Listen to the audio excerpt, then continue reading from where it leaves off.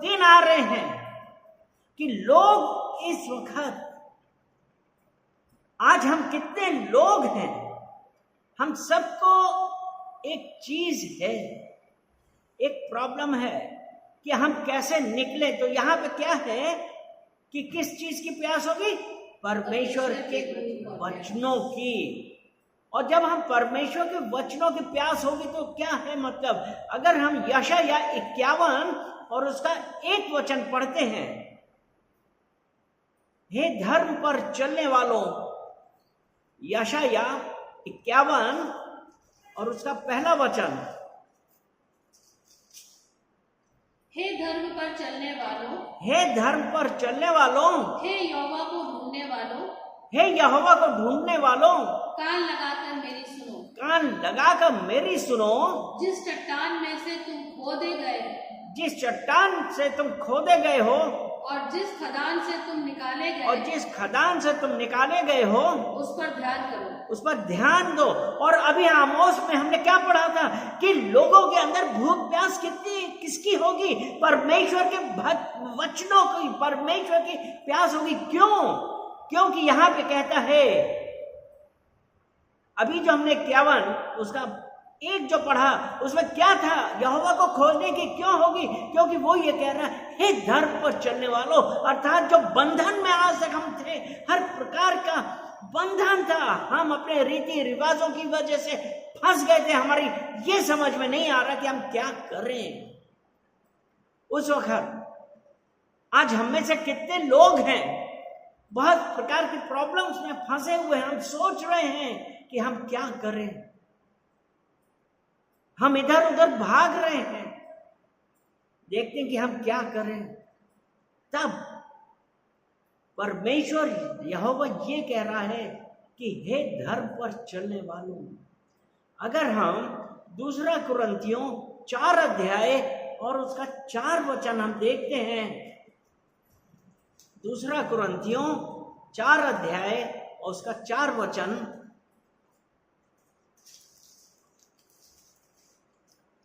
और उन अविश्वासियों के लिए, और उन अविश्वासियों के लिए जिनकी बुद्धि, ध्यान रखें, जिनकी बुद्धि को इस संसार के, जिनकी बुद्धि को इस संसार के ईश्वर ने अंधी कर दी थी, अंधी कर दी है, हाँ, ताकि मसीही परमेश्वर का प्रतिरूप है, जो परमेश्वर का प्रतिरूप है, उसके तेजों में सुसमाचार का प्रकाश उन पर ना चमके।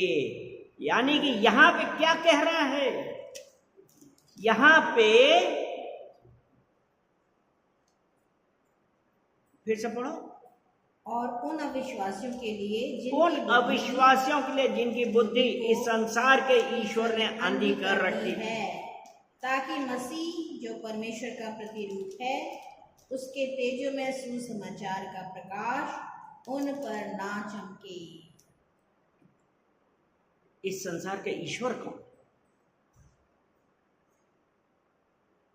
आज ये है कि हम ये पूछते हैं कि इस संसार का ईश्वर कौन है? ये हमारे रीति रिवाज है, हमारे रीति रिवाज हैं जो हमको क्या कर रहे हैं? ये रीति रिवाज हैं जो हमको परमेश्वर से दूर करते हैं। कितने लोग ये जानते हैं कि आज हम एक बंधन में फंस गए हैं,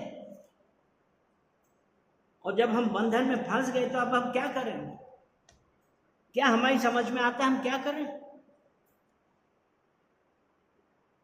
इस चक्कर में हम क्या करते हैं? हम इधर उधर भागते हैं, हम इधर उधर भाग रहे हैं। हम ये देखते हैं कि हमको इस मुसीबत से हल कहां मिलेगा।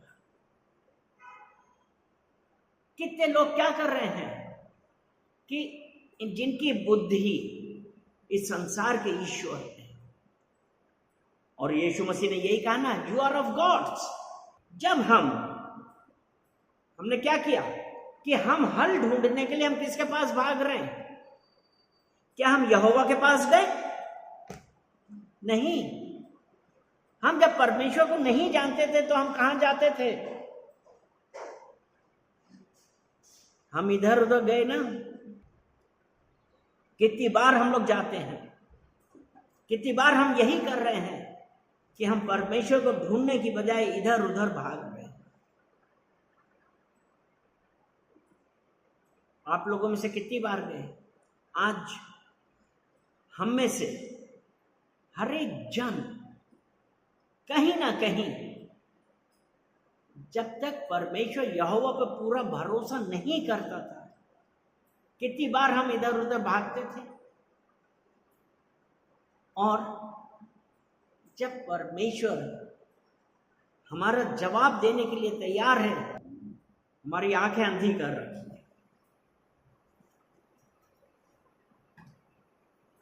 आपकी आंखें अंधी हैं, और जब आंखें अंधी कर रखी हैं तो क्या होता है? जब हम परमेश्वर को नहीं जानते, हम क्या करते हैं?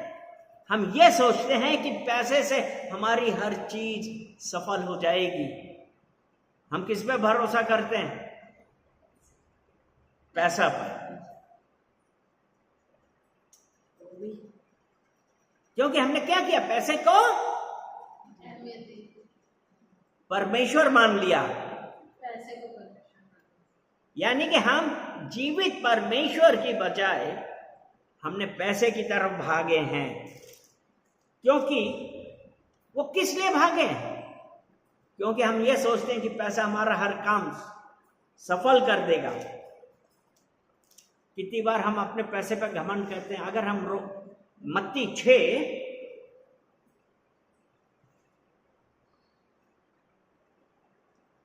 और उसका 24 वचन देखें।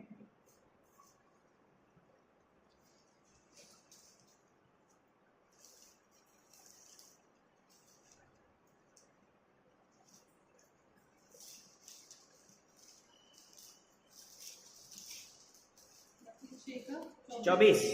कोई मनुष्य 2 स्वामियों की सेवा नहीं कर सकता, क्योंकि वह एक से बैर और दूसरे से प्रेम रखेगा। कोई भी मनुष्य 2 स्वामियों की सेवा नहीं कर सकता। अब वो 2 स्वामी कौन है? एक पैसा और एक परमेश्वर। एक पैसा है और एक परमेश्वर है। और अभी हमने 2 कुरिन्थियों 4:4 में क्या पढ़ा था? और उन अविश्वासियों के लिए जिनकी बुद्धि संसार के ईश्वर ने अंधी कर दी है। जिनकी बुद्धि इस संसार के, और आज संसार का ईश्वर कौन है? पैसा। पैसा हर जगह कुछ खा देता है। क्या हम सब लोग पैसे के लिए पीछे पागल हुए जा रहे हैं। कितने लोग हैं उस पैसे के लिए पागल हो रहे हैं? सभी लोग पैसे के लिए पागल होते हैं। भाई, पैसा हमारी जरूरत है। पैसा हमारी जरूरत है। तो क्या हम पैसे के गुलाम होए? क्योंकि अभी परमेश्वर का वचन ने यही कहा ना कि कोई 2 स्वामियों की सेवा नहीं कर सकता।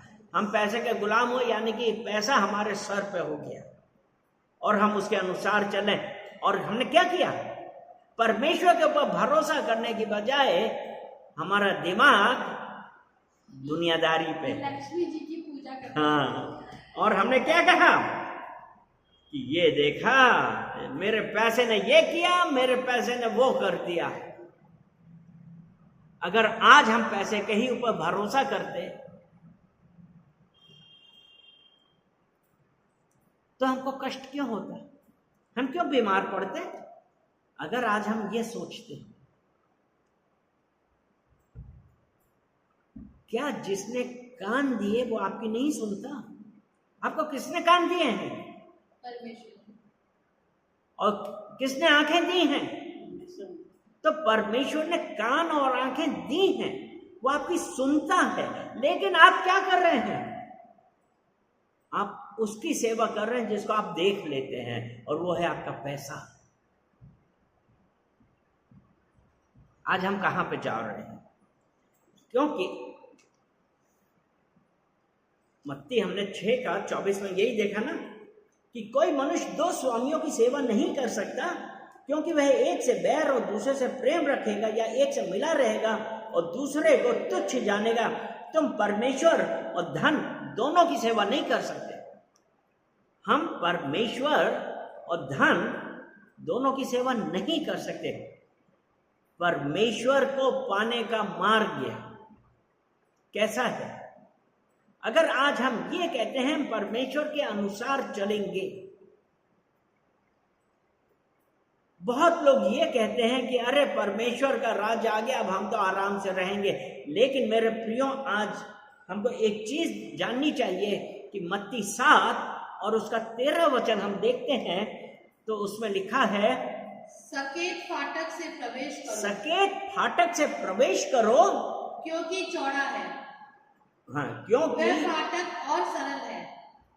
हाँ, वह मार्ग जो विनाश को पहुंचाता है, और बहुत से हैं जो उसमें प्रवेश करते हैं। सकेत फाटक से प्रवेश करो, अर्थात यीशु मसीह के साथ चलना है। तो life is not so easy जितना हम आज सोचते हैं, क्योंकि इसमें बहुत सारी चीजें हैं जिससे हमको अपने आप से अलग करना है, क्योंकि आप मनुष्य और परमेश्वर दोनों की सेवा नहीं कर सकते। हमारे जीवन में बहुत सारी चीजें आती हैं, लेकिन क्या हम अपने विश्वास में मजबूत हैं कि हम सिर्फ पैसा देख रहे हैं और आज उसके लिए रोते हैं कि हमारे पास पैसा नहीं है? हम इसके लिए नहीं रो रहे हैं कि परमेश्वर मेरे पास नहीं है। परमेश्वर की ओर फिरिए, क्योंकि सकेत फाटक से प्रवेश करो, क्योंकि चौड़ा है वह फाटक और सरल है वह मार्ग जो विनाश को पहुंचाते हैं। अगर आज आपके पास पैसा है, बेइंतहा पैसा है, तो वो आपको कहां ले जा रहा है? विनाश की ओर ले जा रहा है। और इसी का 7:14 हम पढ़ रहे हैं, क्योंकि सकेत है वह फाटक और कठिन है वह मार्ग जो जीवन को पहुंचाता है, और थोड़े हैं जो उसे पाते हैं। आज यीशु मसीह के पास कितने लोग हैं जो यीशु मसीह के ऊपर पूर्ण कंप्लीट रूप से भरोसा कर रहे हैं?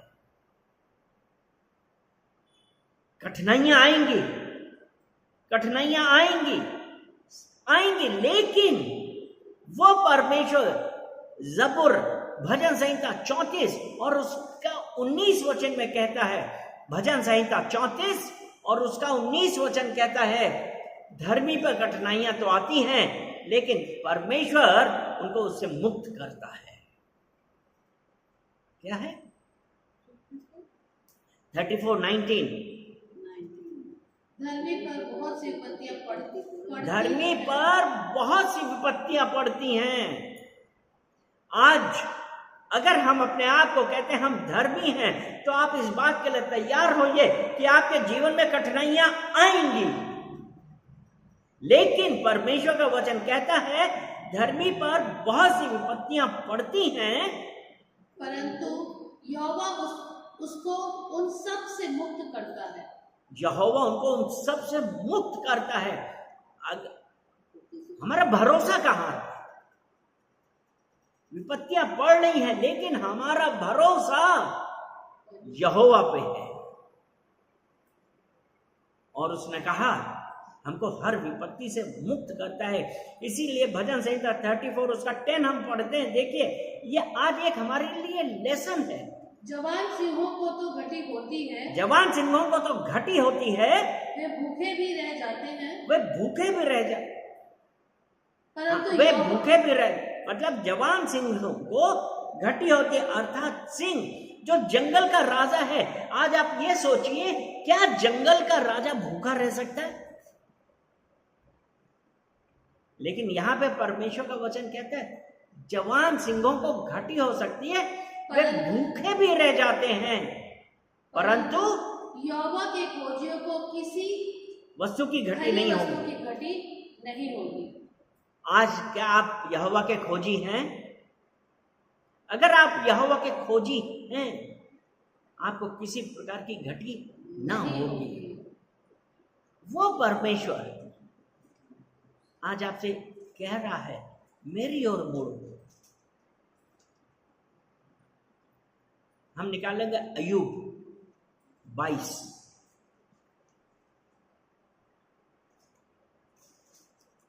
अय्यूब 22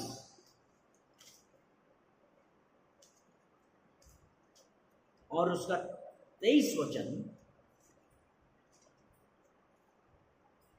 अय्यूब 22 और उसका 23।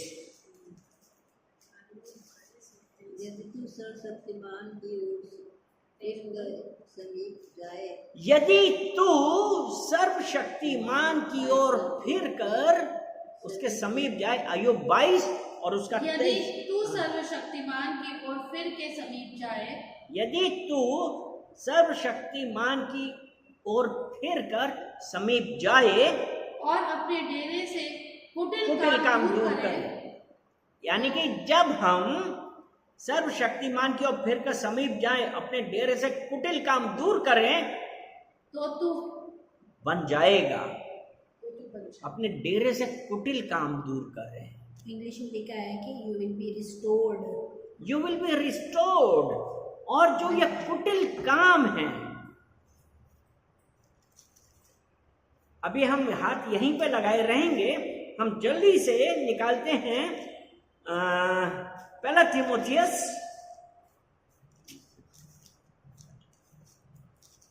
और उसका 6 अध्याय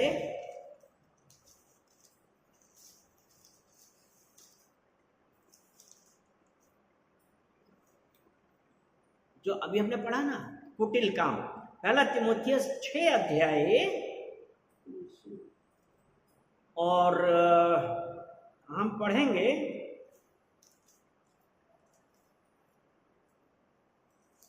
चलिए 3 से पढ़ते हैं। 3 से यदि कोई यहां पे है हेडिंग है झूठी शिक्षा और धन का लोभ। 3 वचन। यदि कोई और ही प्रकार का उपदेश देता है और खरी बातों को अर्थात हमारे प्रभु यीशु मसीह की बातों को और उस उपदेश को नहीं मानता जो भक्ति के अनुसार है। यहाँ पे अब परमेश्वर का वचन है ना, अपने डेरे से कुटिल काम दूर करे। तो यहाँ पे है यदि कोई और ही प्रकार का उपदेश देता और खरी बातों को अर्थात हमारे प्रभु यीशु मसीह की बातों को और उपदेश को नहीं मानता जो भक्ति के अनुसार है। चौथा वचन। तो वह अभिमानी हो गया। तो वह अभिमानी हो गया मतलब घमंडी हो गया और कुछ नहीं जानता। और कुछ नहीं जानता। वरन उसे विवाद और शब्दों पर तर्क करने का रोग है। यानी कि क्या है, परमेश्वर कहता है कि मैं तुम्हारी प्रार्थनाएं सुनते हैं। जवान सिंहों को घटी हो जाएगी, उसके खोजने वालों को घटी नहीं होती है। लेकिन यहाँ पे जो पैसे को अपना सब कुछ मान रहे हैं वो क्या कर रहे हैं कि और ही प्रकार का उपदेश देते हैं प्रभु यीशु मसीह की बातों को। और अभी जो हमने पढ़ा था कि सकरा है वो मार्ग जो यीशु के पास है, चौड़ा है जो हमको विनाश की ओर ले जाता है। अर्थात जब हम परमेश्वर को जो उसका महिमा है वो नहीं दे रहे हैं, लेकिन हम आज भरोसा किस पर कर रहे हैं, पैसे के ऊपर कर रहे हैं। और यहाँ पे है कि हमारे प्रभु यीशु मसीह की बातों को और उपदेश को नहीं मानता जो भक्ति के अनुसार है। और चौथा वचन, तो वह अभिमानी हो गया है, यानी कि हम घमंडी हो गए हैं। हमने अय्यूब 22 के 23 में ये पढ़ा था ना कि सर्वशक्तिमान की ओर फिर के समीप जाए और अपने डेरे से कुटिल काम दूर करे। अर्थात जो पैसे का लोभ है तो वह अभिमानी हो गया और कुछ नहीं जानता, वरन उसे विवाद और शब्दों पर तर्क करने का रोग है, जिसमें डहा और झगड़े और निंदा की बातें और बुरे बुरे संदेह है। जलन हो गई, डहा हो गई, जलन हो गई और जाके लोगों के पास बुराइयां कर रहे हैं। यानी कि उनको घमंड है, पैसे का, परमेश्वर का नहीं, पैसे का घमंड। और 5वां वचन कहता है और निंदा की बातें और बुरे बुरे संदेह और उन मनुष्यों में व्यर्थ रगड़े झगड़े उत्पन्न होते हैं जिनकी बुद्धि बिगड़ गई है और वे सत्य से विहीन हो गए हैं, जो समझते हैं भक्ति कमाई का द्वार है। भक्ति कमाई का द्वार है, क्योंकि उनकी बुद्धि सत्य से विहीन हो गई है। वो इस संसार के ईश्वर है।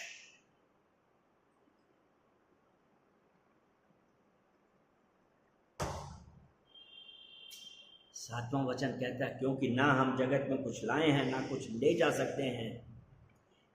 यदि हमारे पास खाने और पहनने को हो तो इन्हीं पर संतोष करना चाहिए।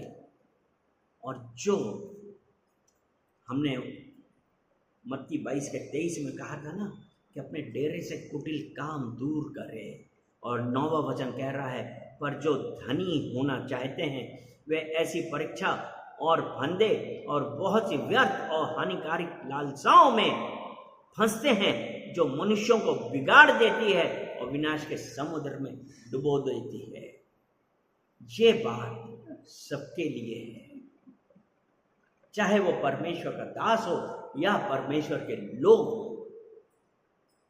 अगर आज हमारे अंदर पैसे का लोभ है तो क्या हम अपने कॉन्ग्रीगेशन से या मैं लोगों के पास जाके क्या दिखाऊंगा? क्या हम लोगों के पास जाके ये कहें कि हमारे पास खाने के लिए कुछ नहीं है, या हम ये कहें कि हमारे पास कपड़े ढंग के नहीं है, हमारे पास गाड़ी नहीं, हमारे पास पेट्रोल भराने के लिए पैसा नहीं है? आप क्या कर रहे हैं? एक तरफ तो आप ये कहते हैं हम परमेश्वर के दास हैं, और दूसरी तरफ अभी जो हमने वचन पढ़ा था भजन संहिता 34 उसके 10 में कि परमेश्वर के लोगों को किसी वस्तु की कमी नहीं होती। हमने क्या किया? जो परमेश्वर का वचन है उसको बेकार कर दिया। यानी कि हमारा भरोसा पैसे पे है। तो कुटिल काम हम कैसे दूर कर रहे हैं कि जो धनी होने चाहते हैं हानिकारक लालसाओं में फंसते हैं कि हमारे पास मकान होना चाहिए, हमारे पास गाड़ी होना चाहिए, हम इस होटल में खाएंगे, हम उस होटल में खाएंगे। आज कितने लोग हैं कि उन्होंने परमेश्वर के काम को कमाई का द्वार बना लिया है।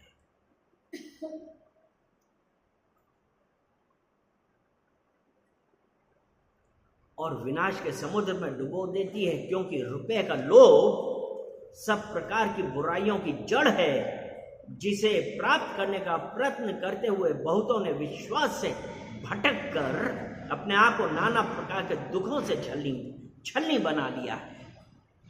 यानी कि हम पैसे के लोभ के लिए हमारा जो विश्वास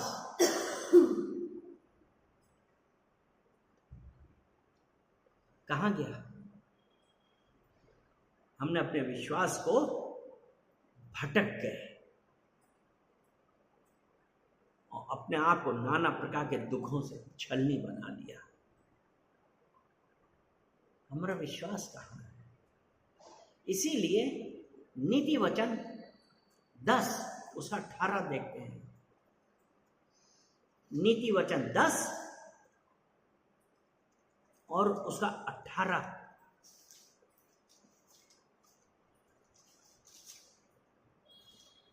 उसका 10। नीति वचन 18 और उसका 10। यहोवा का नाम दृढ़गढ़ है। यहोवा का नाम दृढ़गढ़ है। धर्मी उसमें भागकर सब दुर्घटनाओं से बचता है। धर्मी उसमें भागकर सब दुर्घटनाओं से बचता है। हमारा भरोसा पैसा है कि हमारा भरोसा यहोवा है जो दृढ़ गढ़ है, विच कैन नॉट बी शेकन, जो हिलाया नहीं जा सकता है। आज हमारे लिए जरूरी है कि हम ये देखें कि हमारा भरोसा कहाँ है। अपने डेरे से कुटिल काम दूर करे तू बन जाएगा। अभी वापस आते हैं अय्यूब 22 अध्याय उसका 24 वचन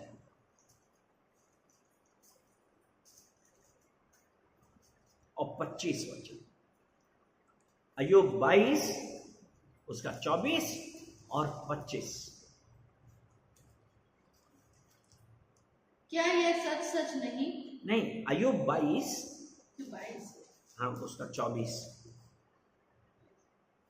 तू अपनी अनमोल वस्तुओं को धूल पर वरन ओपीर का कुंदन भी नालों के पत्थर में डाल दे।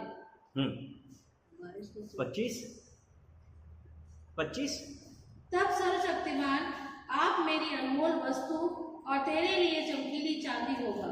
जब उसने ये कहा सर्वशक्तिमान की ओर फिर कर समीप जाएं, और यहाँ पे जब उसने कहा कि जब हम यीशु की ओर फिर के उसके समीप आ रहे हैं, और उसने कहा कि उसके डेरे से कुटिल काम दूर करें, और उसके बाद जब वो कह रहा अपनी अनमोल वस्तुओं को धूल पर, अपनी अनमोल वस्तुओं को धूल पर, अर्थात आज आपके पास जो चीज है, आप जिस बात का घमंड कर रहे हैं, वो कह रहा है अपनी अनमोल वस्तुओं को धूल पर वरन ओपीर का कुंदन भी नालों के पत्थरों पे डाल दे। आज आप जिस पैसे के लिए इतना घमंड कर रहे हैं, वो आपका पैसा जो आपको परमेश्वर से दूर कर रहा है, वो कहता है ओपीर पत्थर जो कितने लोग हैं, हीरे पन्ने उन सब के ऊपर निगाह कर रहे हैं, उनकी निगाहें परमेश्वर की ओर नहीं है। लेकिन आज वो परमेश्वर ने जब कहा ना अपनी अनमोल वस्तुओं को धूल पर वरन ओपीर का कुंदन भी नालों के पत्थरों में डाल दे, तब सर्वशक्तिमान आप तेरी अनमोल वस्तु और तेरे लिए चमकीली चांदी होगा। कब? जब हम अपने आप को इस दुनियावी चीजों से जो हमको अंधा कर रही हैं, अपने आप को अलग करेंगे और सब शक्तिमान की ओर फिरेंगे। तब उसने कहा कि सब शक्तिमान तेरे लिए स्वयं चमकीली चांदी होगा। भजन संहिता 119 और उसका 105 हम देखते हैं।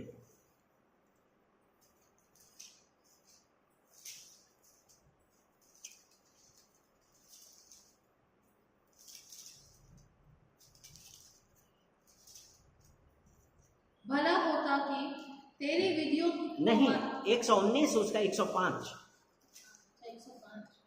119 उसका 105।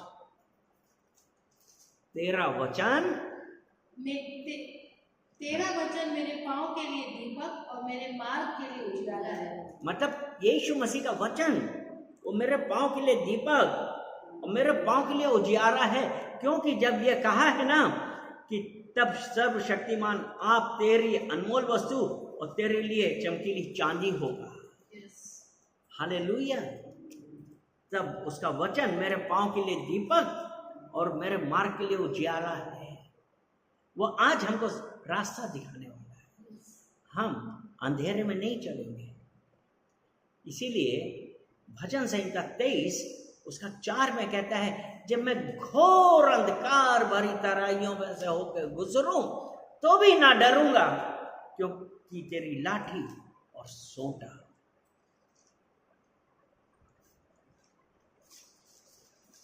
मेरे साथ है। तेरी लाठी और सोंटा मेरे साथ है। जब मैं घोर अंधकार भरी, क्योंकि परमेश्वर का वचन मेरे पांव के लिए दीपक और मेरे मार्ग के लिए उजियारा है। आज आप जैसी भी कठिनाई से गुजर रहे हैं, परमेश्वर पे भरोसा रखिए। तब अय्यूब 22 उसका 26 कहता है, तब तू सर्वशक्तिमान से सुख पाएगा और परमेश्वर की ओर अपना मुंह बेखटके उठा सकेगा। तू उससे प्रार्थना करेगा और वह तेरी सुनेगा और तू अपनी मन्नतों को पूरी करेगा। आज हम क्या कर रहे हैं? आज हम किसकी ओर आंखें उठा रहे हैं? जरूरत इस बात की हम ये देखें कि हम कहां जा रहे हैं, हम किस पे भरोसा कर रहे हैं। कोई भी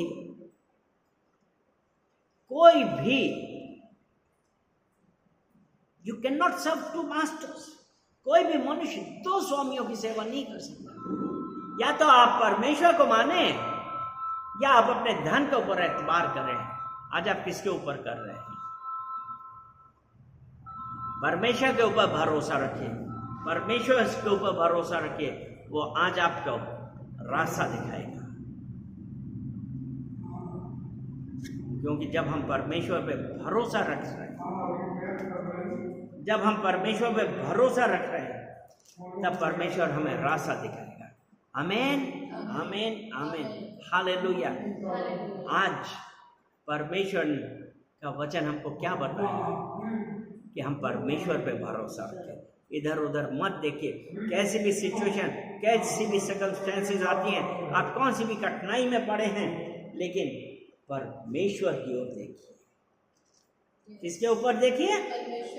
परमेश्वर के ऊपर। जब परमेश्वर की ओर देखेंगे तो वो आज आपको आपकी हर प्रॉब्लम से छुटकारा देगा।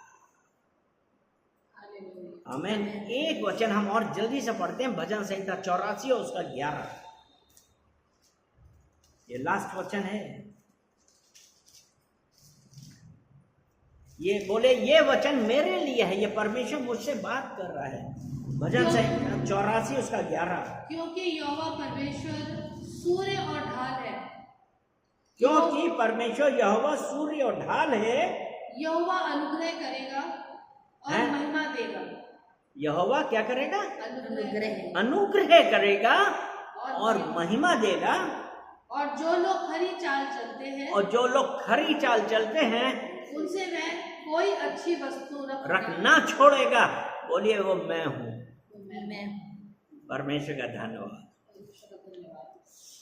धन्यवाद, धन्यवाद, धन्यवाद। पिता परमेश्वर, हम आपका धन्यवाद करते हैं इन सुंदर वचनों के लिए कि पिता परमेश्वर आपने अपने वचनों के द्वारा हम लोगों से बातें करी है। और पिता परमेश्वर, आपने बताया कि आप जो खरी चाल चलते हैं उनसे कोई भी भली वस्तु आप रखना छोड़ेंगे। हम धन्यवाद देते हैं एक एक देखने वाले, सुनने वाले को पिता परमेश्वर हम आपके पास लेके आते हैं और कहते हैं कि पिता परमेश्वर आप बढ़ें और हम घटें, यीशु मसीह के नाम से। आमीन।